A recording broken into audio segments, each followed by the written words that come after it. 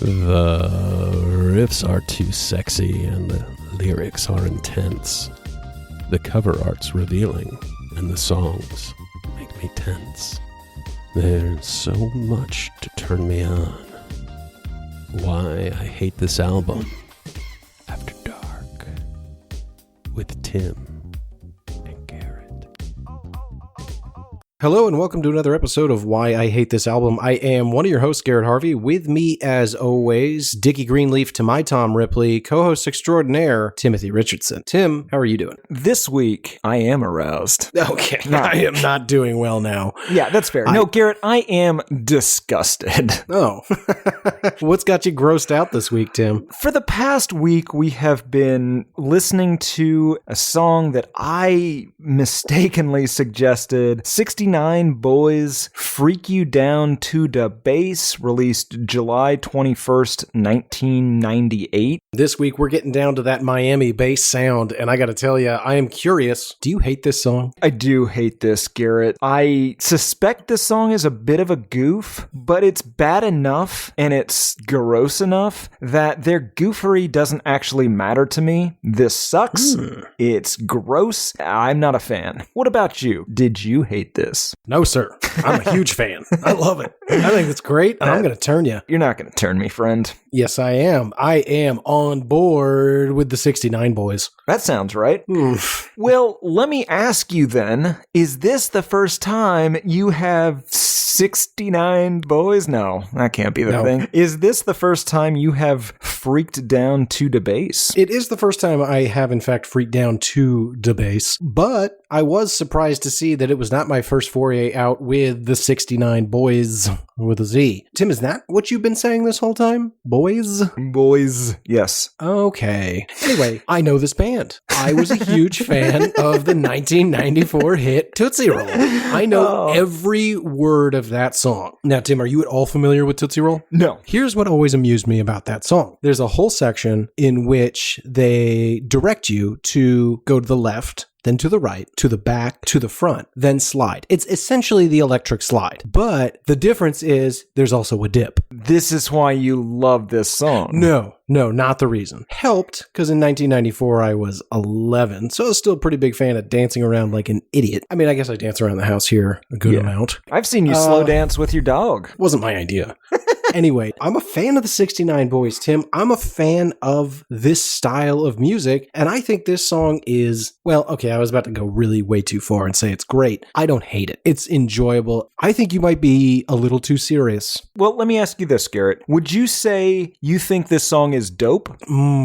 Here's the problem. I wanted to say yes there, but I have said other things are in fact dope, and if I say this is dope, then those other things by virtue are less dope. So no, I cannot say the song is dope. That is a reasonable explanation. I don't hate it, but it's not dope. What about you, Tim? Was this the first time you have ever had your bass freaked down to? I heard a random podcast maybe a month or two ago that played this song without any comment as an intro to a segment. One very specific line early in the song stuck in my head, and I have not been able to stop thinking about it for at least a month. I feel like the only way to rid myself of this was to discuss it publicly and curse everyone to hear this as well. Interesting. So like the dreaded herpes, Tim, you felt once infected, all you could do was spread it to the masses? Okay, I feel the need to be responsible here. You cannot cure herpes by spreading it to someone else, and we are not saying I'm here to tell you that, because it seems like you're trying to cure your music curse by giving it to others. You can cure curses by giving them to somebody else. You just can't cure herpes. Okay, that's good science. Yep, that's curse science, y'all. That is.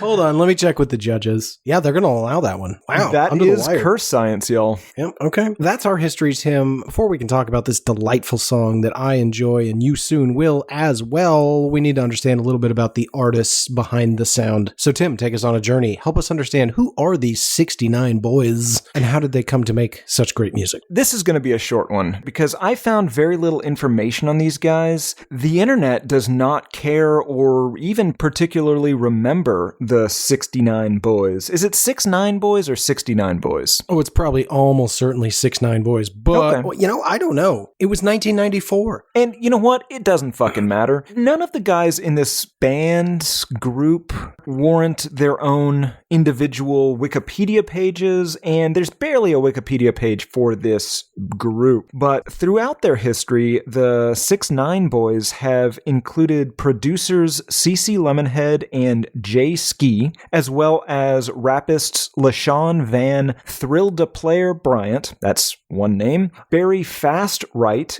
Greg Slow Thomas, the unfortunately nicknamed Michael Quickskeet Fisher, Rottweiler Mike, and Reginald Busta Nut Gunderson. Now, Reginald Busta Nut Gunderson. Not all of these guys are in the group at the same time. There seems to be some comings and goings. The producers are the same the whole time, I think. And yes. I never thought I would say this, but I honestly might prefer the Slipknot number scheme to these idiots' nicknames. They are ridiculous. If your name is Reginald Gunderson, you don't get a nickname. You're Reggie at best. At best, honestly, if you, Tim, were Reginald Gunderson, and I'm not convinced you aren't, I would only refer to you as Reginald Gunderson. Full name. Sure, or even perhaps the Count of Gunderson. Yeah, Duke of Gunderson at least. It's a solid name. Busta Nut it's an insult to his fancy name. They're originally from Jacksonville, Florida, but also they sometimes claim Orlando as their home, and of course, they are the sound of Miami. Oh, they are the sound of Miami. Well, except for the Miami Sound Machine. I think it goes back and forth. Maybe it's a blend of the two. They had some early success, as you mentioned, with the single Tootsie Roll, which sold over 1 million copies and hit number 8 on the Billboard Hot 100. That was then featured on their debut album, 1990 Quad, 199 Quad, I don't know. It was released in 1994, as you would assume, based on the name, and that peaked at number 59 on the Billboard 200, and it also sold over 1 million copies by 1995. Some other hilarious songs on that album include Loose Booty, Kitty Kitty, Ding Dong Song, and Teeny Weeny. Why aren't we doing the album? I'll tell you why, Garrett, because it's like 25 songs long. 27. Oh, God. I checked. I was like, maybe we should hold off and do a whole, oh my God, no. Yeah. In 1998, they released a second album, The Wait Is Over, which hit number 114 on the Billboard. It featured the lead single Woof Woof, which was originally recorded for the Dr. Dolittle soundtrack that hit number 31 on the Billboard Hot 100. It also featured songs like Catch-22, What's a Catch-22, Sticky, One God, One Judge, weirdly religious there, and then, of course, the song of the week, Freak You to the Bass. In 2000, their third album, 2069, came out. 2001, their fourth album, Trunk Funk 101, came out. I have no idea if they've released any more albums after that, but I did take a look at setlist.fm. They have performed as recently as April 27th, 2019. Really? Last year? Less than a year ago. Now, no one bothered to list any of the songs in their set list, so I don't know if they played this masterpiece, but they did perform these guys, the Tootsie Roll guys, the Freak You Down to the Bass guys, the Ding Dong Song guys, the Loose Booty guys, Garrett. They performed less than a year ago. And I am telling you, I am sorry we missed it. Well, that's all the history I have, Garrett. I kind of thought that might be the case, Tim, and you're dead right. You needn't go any deeper. But there is a weird side history to this band. As you mentioned, the producers for this group stay fairly consistent throughout the whole thing. And by that, I mean Lemonhead and Jay Ski. They're formerly of Quad City DJs and 95 South. 95 South is an interesting band because they had a triple platinum hit with 1993's Woot There It Is. The same year, 1 month later, Whoop There It Is comes out by Tag Team. Oh, I see where you're going. Theft. Well, both of them are Miami bands. Both are Miami bass style bands. Both recorded these singles in Atlanta, and they were released 1 month apart. Tim, I listened to both of these songs repeatedly. Here is the chorus to Woot There It Is. Woot There It Is. Here is the chorus to Whoop There It Is. Whoop There It Is. I'm pretty sure I'm a fan of both songs and just have always thought it was the same song. Huh. So let me me ask you this. Do you prefer a T or a P? Oh, I definitely prefer the P. Okay. But how's this possible? It must have been a street slang expression. It's also possible that Woot There It Is was released and people were cold on it at first. And so they thought, you know what? Take out the T, add a P, you got a hit. Yeah, you could be dead right, Tim, because the tuh are hilarious. Tuh, tear, Terry, Tim. These are hilarious names. The P, though, the whoomp, it's a softer, catchier sound. Everybody knows MPs are catchy and Ts are funny. Yeah, MP is much more serious of a sound. If you're looking for a serious song, you should definitely go for MP. Over T, every time. People are not going to take your song seriously if you're running around wooting. Absolutely. But it just fascinated me that when I listened to both songs, I was like, so I know the tag team one because it literally opens tag team back again. So I know that song. But when I listened to Woot There It Is, I think I know that song too. Until this week, that was just the same song. Perhaps we've stumbled on a conspiracy here. It's possible that this was like a Bernstein Bears thing? Oh, that could be. Yeah, this could be some evidence that the time stream has been fractured. What I was gonna say, not being an idiot, is it's possible these two bands, or groups, or whatever, rapists, it doesn't matter, they both decided, Billboard, they're not going to be able to tell the difference. So we both sell these songs. They're just going to put it on as one thing. Each one sells 500,000 copies. We can both claim platinum status. Oh, interesting. And get the hype and praise. Yeah. I mean, they both sold remarkably well. I will say, watching the music video to Woot There It Is, definitely filmed in the park in Atlanta where I used to work out when I had a client in the general area. Doing what? Working, Tim. I had a client in the general area. Fair enough. Let's talk about this song, Garrett. All right, here's a little taste, folks. Enjoy the 69 Boyz, as I like to call them. Let me freak you down to the bass.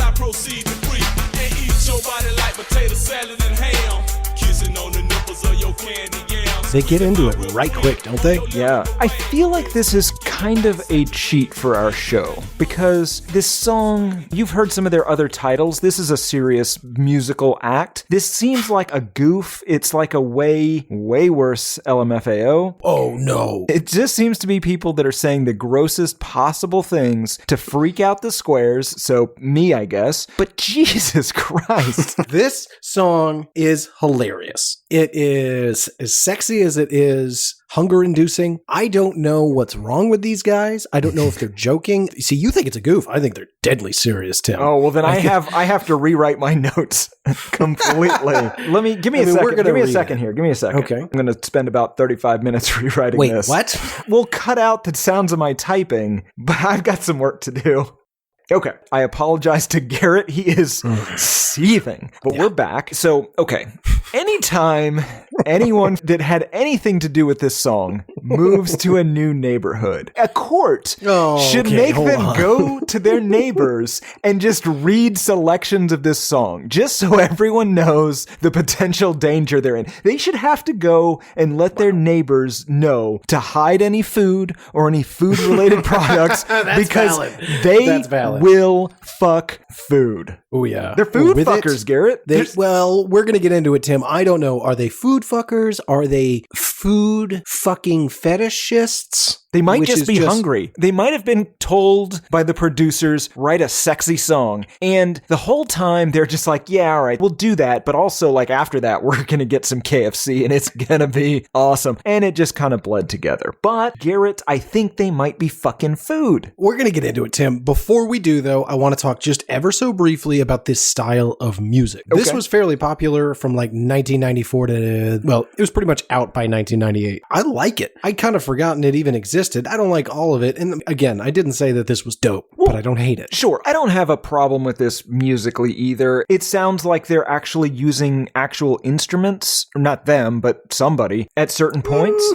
This might be all drum machine. Could be. You got to understand, these guys are sort of pioneers in the bass scene. So they're using some of the first drum machines available for consumers. So they're like the Lewis and Clark of fucking food. food. No. Just their use of drum machines. So you're saying that they were not pioneers in the making love to food camp as well? Tim, I don't know if they're fucking food yet. We'll get into it when we get to the lyrics. And I don't know how long people have been fucking food, so. It is funny you say LMFAO. I was going to say this is clearly an inspiration and better LMFAO. Okay, let me ask you this, Tim. And listeners, if you haven't gone out and just listened to the song, it's not that long. Go listen to it. It's crazy. Oh, absolutely. I would recommend it as well. Go listen to it for a second. We'll wait.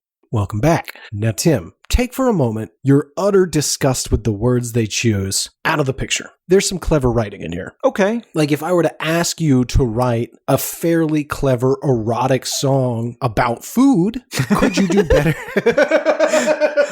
Could you do better than the 69 Boyz? Given those requirements, I don't know that I can, but we'll get into it. This is the other thing we should maybe touch on. This song is jam-packed with words. Yeah. If you see how long the lyrics are, I mean, I would just assume it's a much longer song, given how much they jam in here about food. Fucking.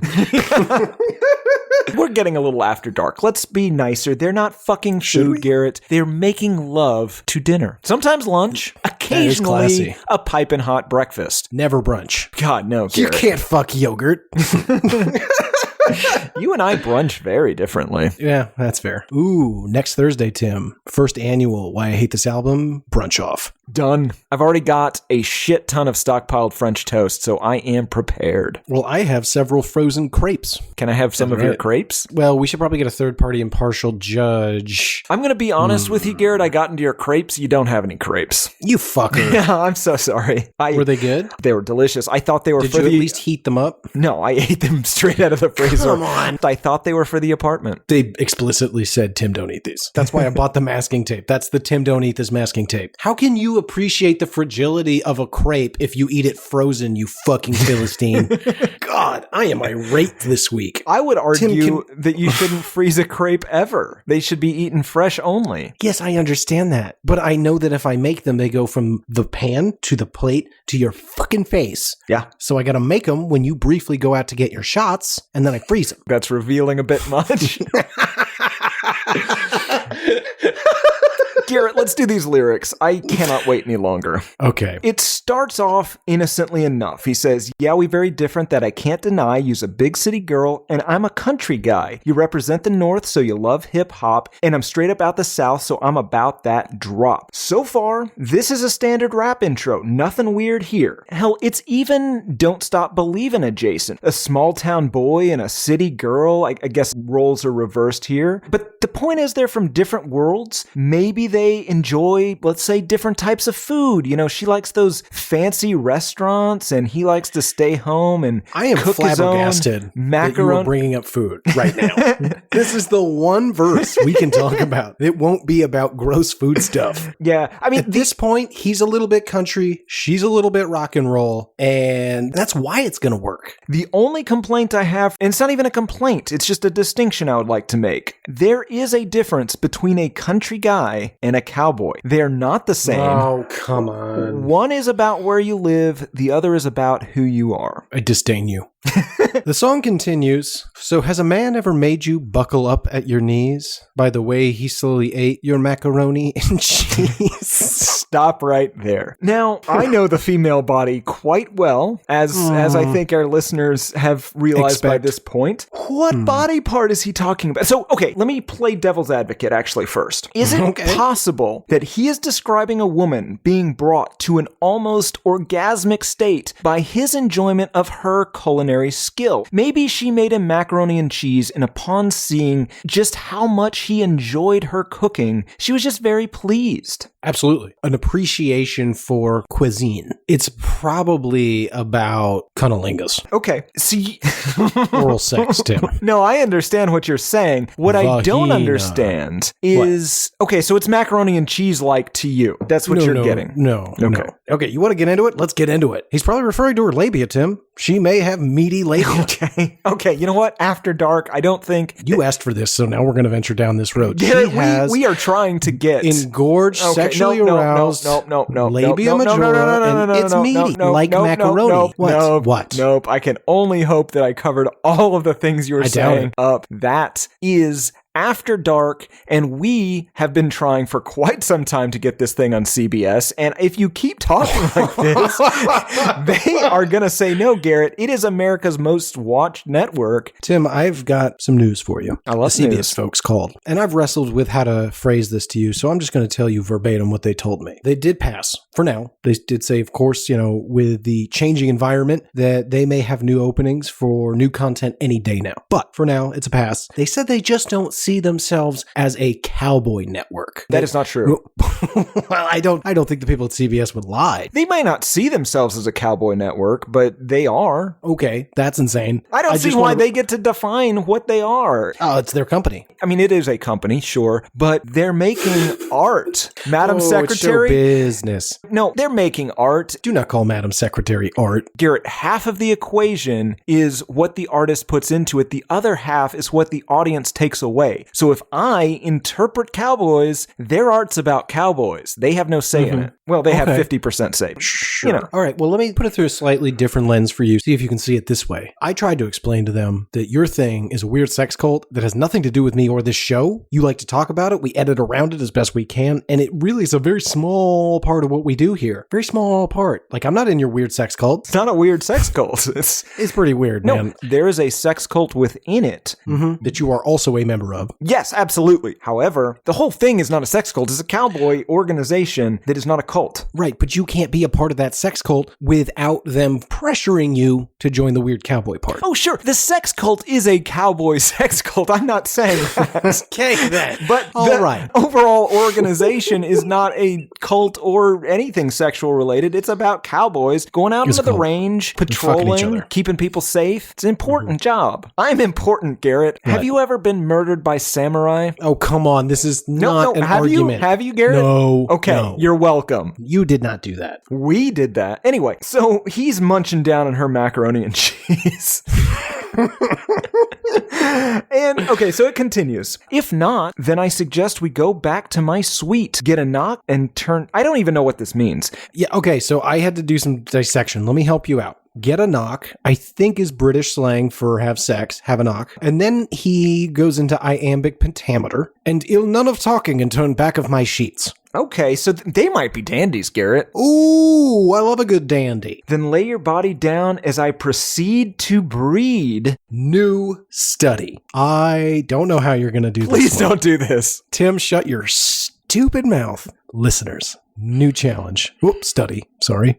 Science. Somehow refer to your sexual encounters as breeding. This is just going to result in unwanted pregnancies. I'm just saying the language dictates. Eventually that's going to bleed through and people are just... Okay, hold on. Wait. Actually, So this might be a way to get new listeners. Have your children subscribe. Don't do that. Don't do that. Explicit. Anyway, no, Tim, you're fucking up my plan. Listeners, if you can work breeding in, hey, you want to have a good breed? Boy, it's going to be hard. I think you just solved it. Who wants to have a good breed? Yeah. I want to hear the reaction. Does it work? Does it increase the odds of sexual intercourse, whatever your goal may be? And again, we have to remind everyone, all sexual partnerings, the data is what's important here. So we need a wide gamut. I want to understand, does referring to sexual intercourse or even just sexual acts as breeding increase the odds or decrease the odds? And more importantly, what are the reactions you're getting? I'm going to make a prediction here. I think that if a woman says that to a man, there will be a withering of the peens. He will attempt to ignore it. If a man says that to a woman, sex will likely not be happening. I don't know about a man to a man. That's interesting. Anyway, then lay your body down as I proceed to breed and eat your body like potato salad and ham. So I'm going to make a rule here. This is something all future artists have to abide by. You can have a song about ham. You can have a song about breeding. Both of those are completely fine. You cannot have a song about ham breeding, Garrett. Well, you're not breeding hams, Tim. That's not how baby ham's made. My point is, this has to be separated by at least a skit. It's a metaphor. You got to read it all in its totality. You'll feel much better. And eat your body like potato salad and ham, kissing on the nipples on your candied yams. It's not getting better. It's not. Yams don't have nipples. That's where the metaphor breaks down a little bit. Squeezing my whipped cream on your lemon meringue. This is definitely not simply about food. It might be a metaphor. Why? She could have just had a piping hot lemon meringue pie come out of the oven, and he's gonna squirt up that whipped cream on top. He's gonna fuck that lemon meringue pie. He's gonna have one scalded wiener. Okay. At least whipped cream and lemon meringue correspond to known body parts, right? We're not dealing with potato salad or macaroni and cheese anymore. So this I get. My question is this a 40-year-old virgin thing where they're trying to pretend that they have had sex and so they're using common phrases to describe what that's like? I did wrestle with this. Maybe not quite that, but maybe somebody who is very sexually inexperienced, so they're very self-conscious and nervous to talk about it. So they're using all of these horrible metaphors in order to talk dirty and to like tell her what he'd like to do without using any of that nasty language. Yeah, they did clean it up quite a bit with macaroni and cheese. I do suspect that both before and after this song came out, at least one person involved in the production of this song has made love to food. To food or with food? Don't objectify the food. It's not to food, it's with food. Yeah, that food consented. Jesus Christ. You know, this could have inspired a scene in American Pie, or it could have potentially been just one of those great minds think alike thing that brought us Armageddon and Deep Impact, or Chasing Liberty and First Daughter. Which one's Chasing Liberty? Don't lie, Garrett. Okay. I do think we owe every past album an apology if we ever said that they described sex in a gross way, except for maybe Red Hot Chili Peppers' Stretch You Out. This made me look through some of their other songs. There are a shit ton of food references, both sexual and non-sexual. This just seems to be their thing. They're the food band. Does that make this better for you? I don't know. You know, I wrestled with that as well. Because it could mean that it's a real serious issue. Yeah, but again, they might just be high and hungry. That's Absolutely. a thing, right? And a little horny. Don't forget about that. Yeah, you get a little horny while you're also hungry, and sometimes things can just come together very poorly. He could simply mean, when he says, and eat your body like potato salad and ham, is he's going to run to the kitchen. He's got some diced cubed ham and some potato salad from last Thursday. I will give him potato salad. Diced cubed ham is not sexy. It's not erotic for sure, but it does give you an added texture to that creamy potato salad. No, I'm out. This also made me laugh. It has nothing really to do with the song itself, but whoever transcribed the line and eat your body like potato salad and ham on Genius Lyrics spelled potato like Dan goddamn Quayle. And that made me laugh so much. So the song goes on to have you moaning, screaming, swanging, and kicking, begging for a piece of this Kentucky Fried Chicken. We're talking drumsticks, right? So what if it's a horrifying wing? Are you saying that he's got an opposable wiener? Yeah, that dick can flap. I was confused as to whether this was plural or not. If you say a piece of this, it implies that there are multiple things. A piece would imply it's part of a whole, so there's other pieces? Yes. Tim, maybe all of the 69 boys are there with their potato salad and their ham. One guy's got a drumstick. God. This is so... Boy, if you want to see a movie that really acts this out, and I know you do. I don't. Go watch a movie with Matthew McConaughey called Killer Joe. Nope. It's gross. Interesting movie, though. I'm going to throw out a don't Google that. Freaking you to the base and fulfilling your dream of mixing your northern body with my southern cuisine. So his dick is the cuisine. So we are definitely not talking about food. Well, I'm not ruling out that they're fucking with food. It's him, the lady, and maybe some potato salad. Can I just take this opportunity to thank Derek Carrevu for the After Dark version of the theme song we almost certainly used at the beginning of this show? I hope that puts you in the mood for the gross nonsense we're talking about. That brings us to the chorus. Tim, I don't know how you couldn't love this chorus. Let me freak you down to the bass, baby. Let me freak you down to the bass. Repeated 4 times. I don't like the way they say baby. Let me freak you down to the bass, baby. The song continues after the 4 repeated choruses. I know you made love on satin sheets, but have you ever did it in a Chevy Capri? That is the worst come on in this entire song, and this guy was referring to her vagina as macaroni. Car sex is for teenagers at best. I would argue no one. Can I show you what I wrote down? Sure. Classy. Now that you've said this, I want to say I was being sarcastic, but I don't think so. I don't know. It's not in your sarcastic font. That's true. I use Comic Sans for sarcasm. God, I hate that fucking font. I'm not putting /S like some sort of Reddit freak. Some would argue that you need not annotate your own notes. Who's that for? It's so I'll remember if I was being sarcastic or not, to avoid problems just like the one we're having right now. What if every year, Tim, we bind yours and mine and Gino's notes, all the dossiers for the year, into a single book and sell it as a written companion? Oh, God. So much poorly sourced information. And rumors. So, no, we can't do that because that goes from slander to libel. Oh, you're right. Yeah. I just can't handle both. Drop top by the lake, skin to skin, with bass music pumping out your 12s and 10s. No issue with that. We've all been to the lake and had sex to our 12s and 10s banging. Bodies full of sweat like we dig in a ditch. The whole car rocking like we hitting a switch. Again, no problem there. Tricking on the way that I slowly lick your body up and down like a Chico stick? Correct. Do you know what a Chico stick is? No. Oh, Tim, I had seen them before my whole life. Never once got them because they look like stale carrots, but they're not. Turns out a Chico stick is a honeycombed candy filled with peanut butter and rolled in toasted coconut. Oh, I want to lick a Chico stick. Yeah, and apparently they used to be called chicken sticks, but that was already taken by a different gross sounding candy, so they changed it to Chico stick. Yeah, you should not make chicken flavored candy, nor should you imply that your candy is chicken flavored, even if it's not. Taste the poultry. Because when it come to getting freaky, there's no one greater. I freak some now, then save some for later. Now, I take issue with this. The great ones always leave it all on the field. If you're intentionally leaving some for later, there is someone greater. There is someone that is willing to give their all. I just thought he had a very short refractory period.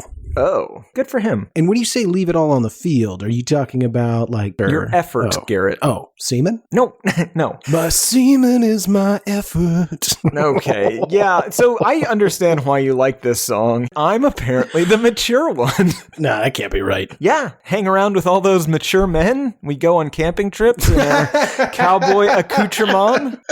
Just learning stuff. Yeah, learning how to be a man. Okay, so stop playing hard to get and come chill with this country bro from out of Jacksonville, so I can mix my rice with your lima beans, drop my ham hogs and see your mustard greens. Okay, ham hogs is obvious. I don't understand what rice and lima beans are, and I don't understand what body part mustard greens refers to. Let's break it down. Mix my rice with your lima beans. You know what, Tim? I am trying desperately to defend this song. I have nothing. Fair enough. Let me try and ruin it a little bit more for you. Great. And turn you OUT in my BED, then wash it all down with a glass of sweet tea. What's your problem with that line? It's been a while since we've had spelling, but we got it here. I don't love spelling. Now, I was only familiar with the term being turned out in a prison setting. Hold my pocket. Turns out, you can also be referred to as just making a lady, it could be anyone, I guess, turning someone into a freak in the bedroom. Okay. And everything I love, I'm a freak you well. Tapping on your ears like a SP12. A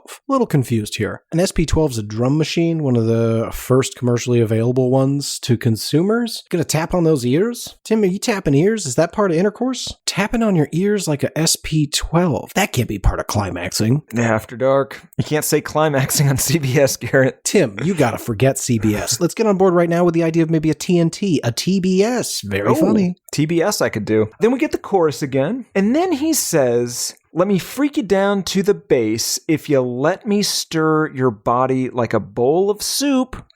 Then I'll be softer than the leather in a Lexus coupe. Well, let me use their language so that we don't have to cut it. He wants to take his spoon and slowly stir her soup and assure her that he'll do so softly, much as you would find the leather in a Lexus coupe to be. Oh, okay, I'm on board then. That's common courtesy. Make you wetter than a beach when the tide is... Oh my God. Come on, man. 69 boys. You're better than this. Make you wetter than the beach when the tide is high and have your body feeling sweeter than some pecan pie. This is maybe the most benign use of food metaphors, and I'm going to excuse it. Unfortunately, it is in fact coupled with that wet beach scenario, which It's so sandy and wet. I gotta tell you, Tim, there's no scenario in which a little more sand would make things better in a sexual encounter. Oh, I agree completely, but it's always there. Wait, I'm sorry. I'll be living in your body like it's Sunday brunch, which is both gross and also I don't know what that means. I think he just means he'll be spending so much time fucking her, he'll practically live inside her. Like he does with Sunday brunch. Don't that's a good eat point. lunch at the 6ix9ine Boyz house. I'll be living in your body like it's Sunday brunch. That almost can't be right. Swallowing your sweat like it's tropical punch. Okay. Why I hate this album public service announcement for our listeners, because we care about you. Do not drink each other's sweat.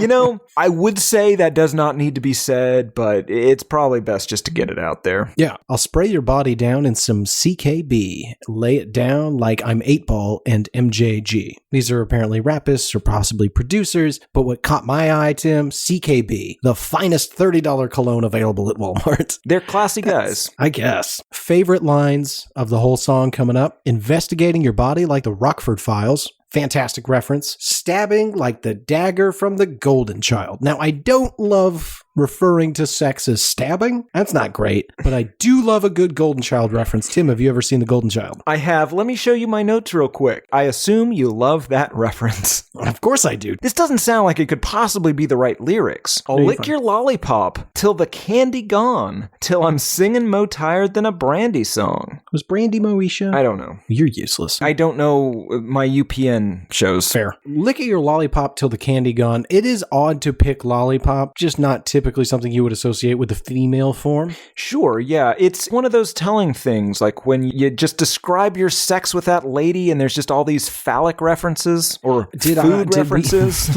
Did we ever actually hear him say it's a lady? Maybe we're making a lot of assumptions. Well, Garrett, a man doesn't have macaroni and cheese. That's ridiculous. Trying to win your price like the price is right, singing in your ear like I'm Brian McKnight, all night long like the two-man band. It's a little suspicious. That's not suspicious. The 6ix9ine Boyz are there. It's suspicious that there's more than one person stirring this mac and cheese or soup or greens of some sort. And right up in them sheets like the Ku Klux Klan. I really wanted to give them credit for throwing in some social commentary. That's not what this is. This is just in here because it rhymed. Although, to be clear, doesn't rhyme. Oh no, band and clan do not rhyme. Yeah, we read the entire song, and folks, if you look at it on paper, that's a very long song, but it moves. It clips right along. It's funny. It's erotic as all get out. Tim, I don't understand what your issue is with this song. It's everything you said. It's everything we read. The lollipops that he's licking, the mac and cheese that he's eating, the food that he is making love to. It's the breeding. It's the candied yam nipples, the lemon meringue. It's all right. Candy Yam Nipples could have been a Beatles song. I did not find a video for this. Very disappointed. However, the only way to do this video correctly, and by correctly I of course mean in a CBS-friendly way, just have Paula Deen lip sync it. What? The whole thing. Just play this song and have Paula Deen lip sync it. No explanation for why. I mean, I think it's obvious why. I have no idea why. Oh, she loves food, Garrett. Oh, she does love food. Hates black people, though. Yeah, well, I can't say I could get her to do it. Tim, how did this do? I have no idea. Fantastic. Probably poorly.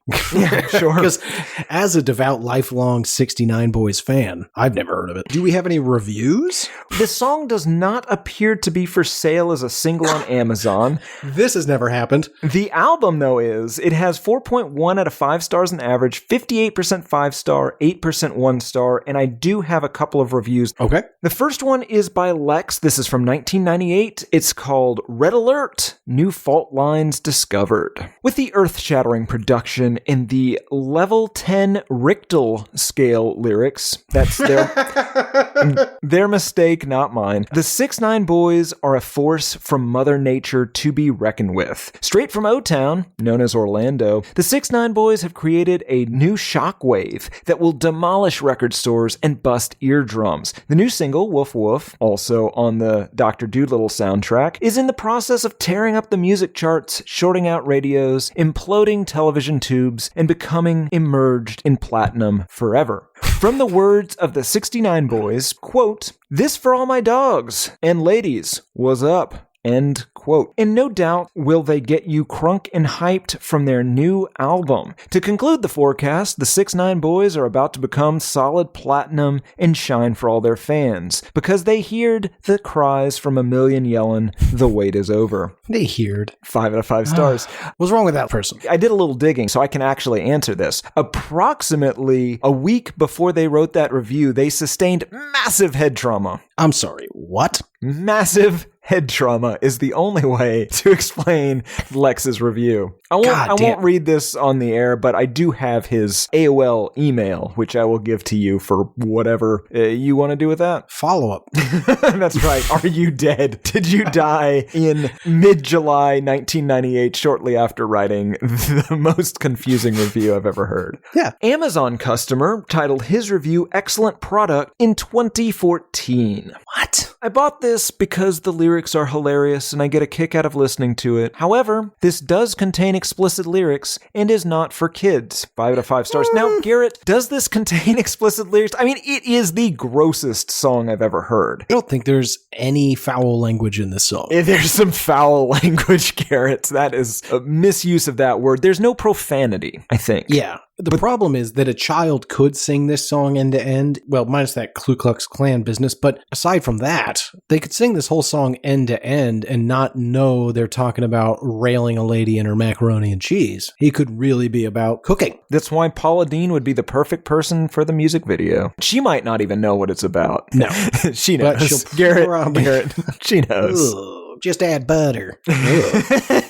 Tim, who's this for? This is for the dangerously, almost criminally non-judgmental. False. It's for everybody that had ears from 1994 to 1997. The dangerously, criminally non-judgmental. Like you.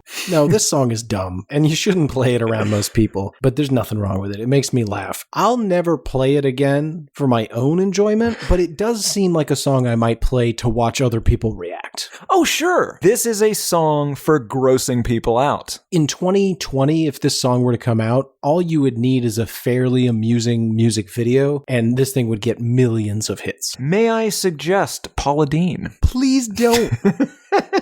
All right, Tim, that brings us to final thoughts. Is there anything we haven't said about this great song? This song is bad. They should feel a little bad for making it. We should feel bad for listening to it. You should definitely feel bad. Your KFC piece is piping hot for this macaroni and cheese, and it's going to stir it like soup, and I find that gross. Absolutely. It's a silly song. It's a dumb song. It's impressive how many lyrics they wrote about sexual acts using only food metaphors. Are they metaphors? Don't know. I mean, Tim, have you ever found yourself compelled to include food in any sort of sexual activity in your odd life? Of course not. Nor have I ever felt compelled to focus my sexual activity solely at various foods, a lot of which, from the sound of this song, seem pretty hot. And I don't mean sexy. I mean... piping hot. Yeah. Scalded his genitals. They're food fuckers, Garrett. They're making love with food. I know, but also a lady. We don't know that. What if this whole song is directed solely at a table of food? He has entered a kitchen. There's no one home. His wife and children, they went to go visit their grandmother for the weekend. He's got the house all to himself. So he spent all day making a beautiful Thanksgiving dinner. It's all laid out on the table, and once it's all set up, he just goes to town. Oh, those potatoes are ruined. If these guys are having sex with tables of dinner, sure, I hate this song. But I don't think that's the case. I think worst case scenario, they're having intercourse and he's including food. And who among us haven't done that? Aside from you, of course, because you're a plain Jane Susan. Yeah, that's fair. Thank you. In the sex with food realm, I will admit I am a bit of a prude. Plain Jane Susan. I'm going to need you to say it. I'd really like to hear you say it, though. What about off mics? Yeah, all right. That brings us to the very end, Tim, where we ask, do you hate this song? And by God, Tim, really think about it. Do you hate it? Did I enjoy this week? Sure. I think I hate the song, though. I mean, I don't have to ask. You seem aroused by the very concept of this song, but I will ask for formality's sake. Garrett, do you hate this song? Of course I don't, you fucking plain Jane Susan. Food fucker. No, it's in the mix. Or the other option, it's just the worst metaphors anyone has ever used for anything. Yeah, but it's hard to imagine that anybody would release a song that bad. If these are all just metaphors, do you hate it? And then I pity it. That brings us to listener mail. I have an iTunes review. This is from January 2020. It is by CubbyBear912, and it is entitled, Not Cool. While I'm fine with you guys feuding with juggalos or making up elaborate imaginary friend hairless bear theories about one of my favorite bands, you guys just had to go too far and bring attached earlobes into it. I happen to have attached earlobes and was traumatized by my 8th grade teacher who made me stand in front of the entire class to show off my attached earlobes as a genetic deformity. She was right to do that. So thanks for bringing that up. Anyway, this is one of my favorite podcasts. I'd give it a 5-star Amazon rating, and then he gives us 5 out of 5 stars on iTunes. It's good to know that we are both appealing to the human and mutant class. Absolutely. Genetic freaks like that who are willing to give us 5 stars. That's so incredibly kind. And folks, it's a good reminder. It makes a huge difference. So whether you be completely genetically pure or have attached earlobes, get out there, hit the 5 stars, write an interesting review. Let us know if your earlobes are attached. We are keeping a list. My email this week, Tim, is from Maria. Maria writes, days in quarantine lead to very many podcasts and things to solve boredom. Here's a story I cultivated with the help of an AI previously mentioned on the show that I thought hit too close to home. And folks, just a quick reminder, maybe I shouldn't, we were introduced to a story-generating AI that allows you to feed it a sentence and then just let it go crazy. Many have sent us stories and they're fantastic. Many of you have sent us stories that are super gross to Tim and I. This is my all-time favorite of these AI-generated stories because it is the only one out of the,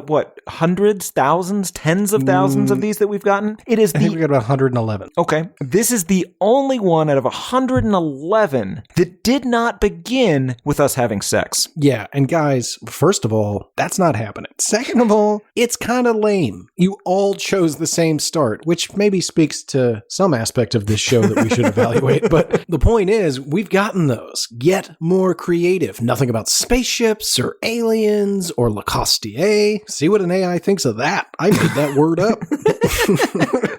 So Maria, we thank you. The sentence she begins the story with is, Tim wants Garrett to join the cowboy cult with him, but... And then this is where the AI takes over. The latter is not interested. Accurate. Later, after Tim reluctantly agrees to help Garrett, he arrives at the cattle station where the cult is performing an ancient ritual, seemingly to heal Garrett of his shape-shifting. What?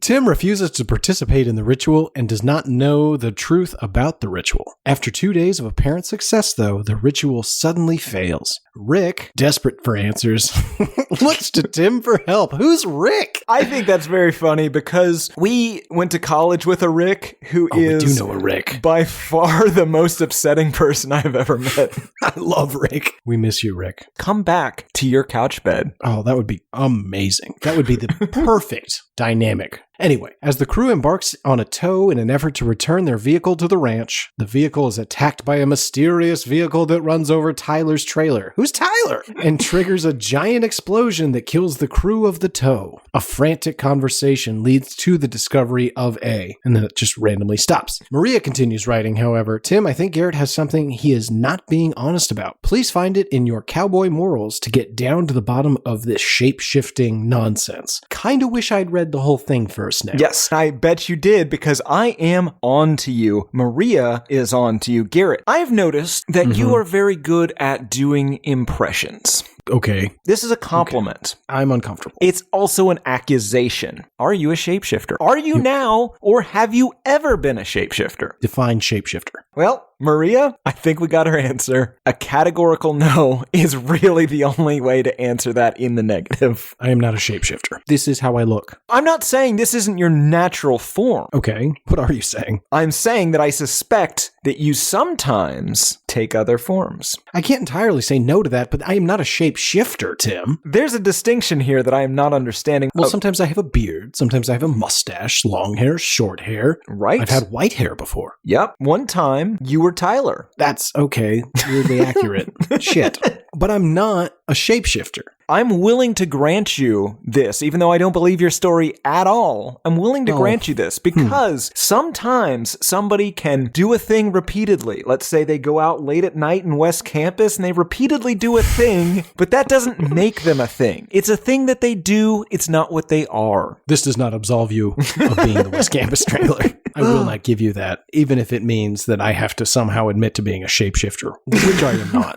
You are not a shapeshifter. We've established that. Have you ever shifted shapes? Yes, of course. Wait. All right. Maria, you and your AI have done the world a great service. Any Lacostier may be Garrett. Doesn't have to look like him. I don't like this. Tim, that brings us to music news of the weird. Do you want to kick things off or do you want me to? You go first. Well, Tim, I think if I go first, I have to address the elephant not in the room. Tekashi 6ix9ine is out, and the big question on everybody's mind is he in the apartment? Due to the complications related to the recent global pandemic, there were some concerns about transmission. Tim may or may not have had contact with multiple bats and a wet market. In my defense, though, I was tested. I did not have COVID-19. Yes, you did have rabies. But 6 quick injections later, you're rabies-free, COVID-free, but there is some concern with the city of Los Angeles. They also felt it was somewhat unorthodox to ship him all the way over to Austin. So, for the time being, 6ix9ine remains in his domicile, not here in the studio. And by studio, of course, we mean apartment, as, of course, the world headquarters is sealed up tighter than something that's sealed quite tightly. COVID-19 will not get in here and rabies will not get out. Well, no, you got your tummy shots, right? Yeah, I got some shots. In related news,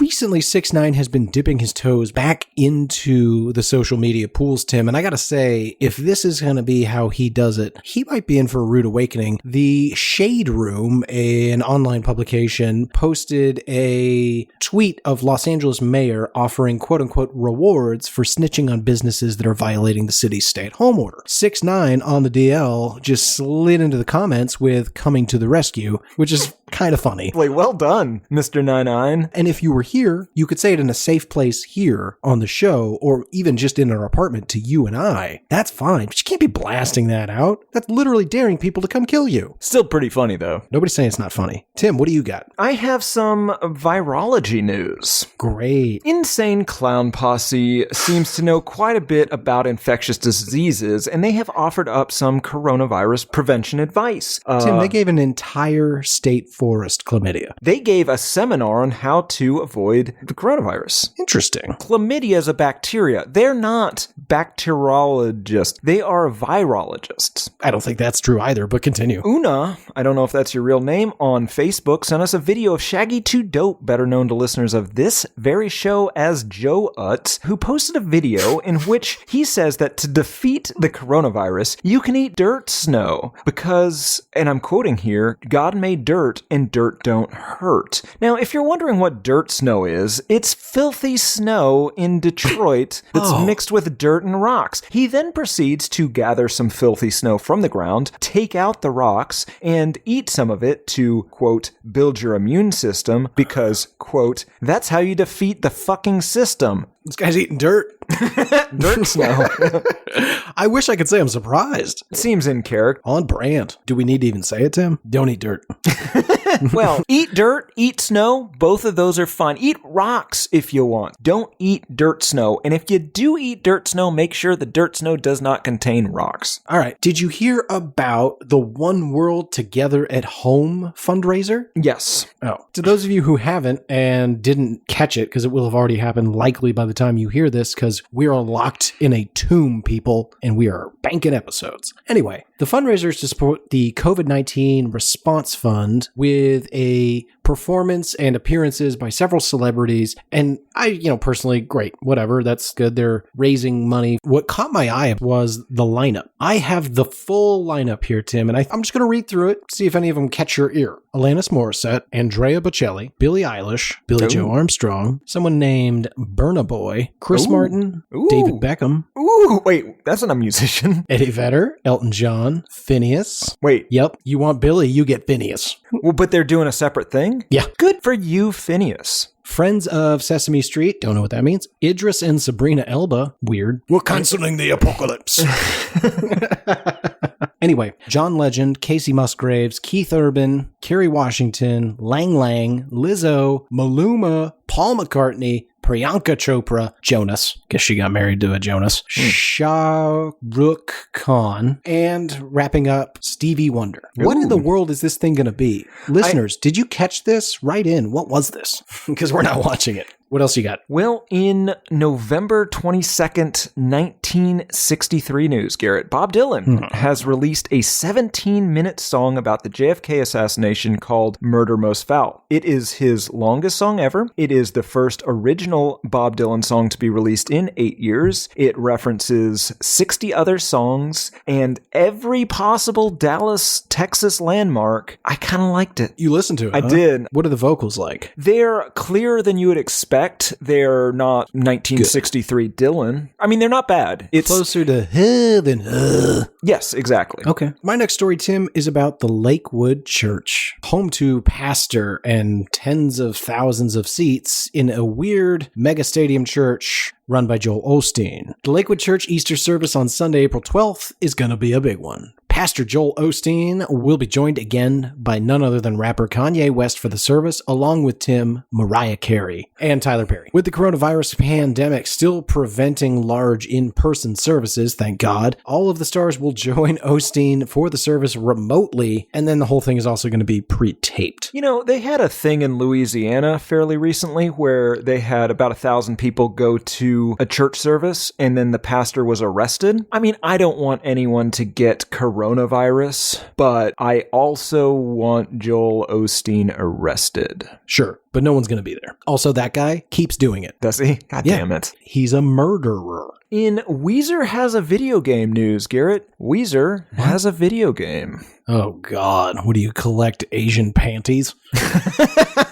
Apparently, this is to promote a song called The End of the Game off of their unreleased album, Van Weezer. Might be a Van Wilder thing. Who could care? Yeah. But anyway, you get to play as one of the guys from Weezer with a laser gun and this side-scrolling thing where you eventually fight a beanie-wearing alien as their new single plays unrelentingly. I'm telling you what, Tim, the way you're describing it, I'll play that game on mute.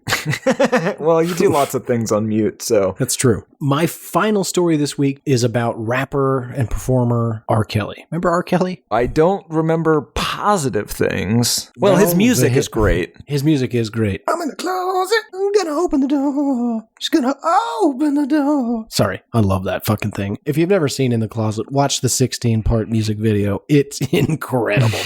But my news, Tim, is sad. A federal judge in New York has denied Mr. Kelly's request to be released from prison on bail due to fears of COVID-19. In New York, Mr. Kelly is facing several federal charges, including racketeering, transportation to engage in illegal sexual activity, and coercion of a minor to engage in illegal sexual activity. In Illinois, he is also awaiting trial in federal court on several sexual abuse allegations, including child pornography, as well as Cook County sexual assault and abuse charges. Kelly is, of course, pleaded not guilty to all of these indictments. Unfortunately, in addition to all of those, in Minnesota, he has also been charged with solicitation of a minor for sexual purposes. Good God. So, yeah, the judge just couldn't see it, letting him go. He actually said, "You are a danger to others. I cannot let you go." That's my final story. Do you have any others for us? I have one more as well. This is in We Will All Soon Be Dead, but also we all kind of need a break from coronavirus news. I don't know if you've heard. In the near future, the moon will almost certainly break apart and come crashing down to Earth. A recent executive order available on whitehouse.gov on space law has changed our policy on space exploration and notably changed our policy on the moon, or at least solidified our policy on the moon. We have officially declared that we will never be part of the 1979 Moon Agreement, and the executive order certifies the right of Americans plans, quote, to engage in commercial exploration, recovery, and use of resources in outer space. That is to say, we will soon be unilaterally mining the moon without any sort of international treaty or consent from any potential moon men, probably to the point of hollowing the moon out and leading the moon to break apart and crash down to Earth, killing the majority of us. The remaining survivors, of course, will be left to scavenge among moon debris, likely leading to a marked uptick in cannibalism.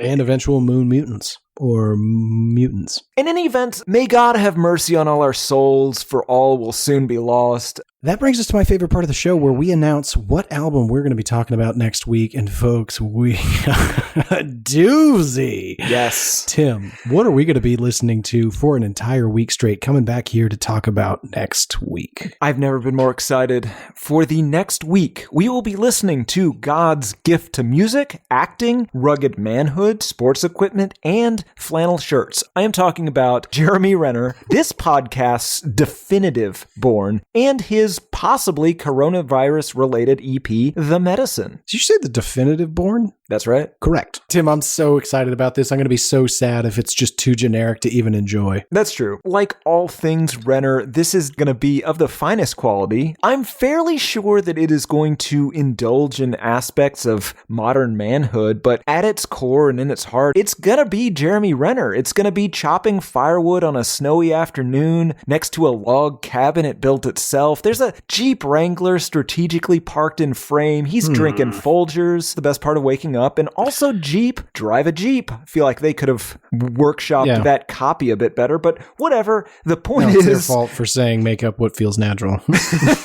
He's a ludicrous man, and I really hope this is fun. He is a ludicrous man that I suspect is 61. His face has extra features. It's like he's wearing a mask over a face. Yes. He has bigger head features than people realize. Like if you were put it next to a bowling ball, you'd be like, that's significantly larger. Yes. I didn't see Also, that coming. It's very square. That's not true. It's not square, but his head does have corners, allegedly. Sure. We're not here to cast aspersions on the corners of his head. No, he's got the head of a pit bull.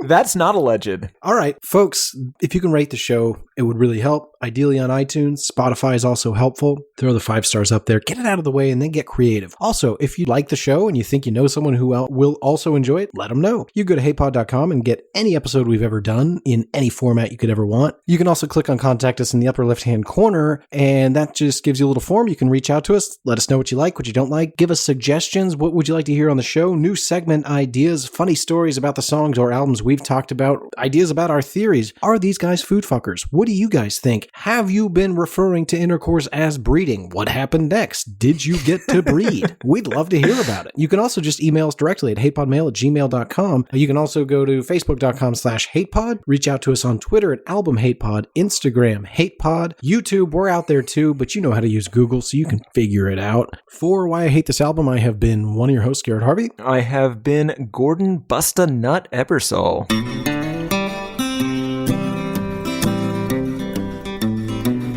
There's cowboys running through my dreams. Nothing's quite the way it seems.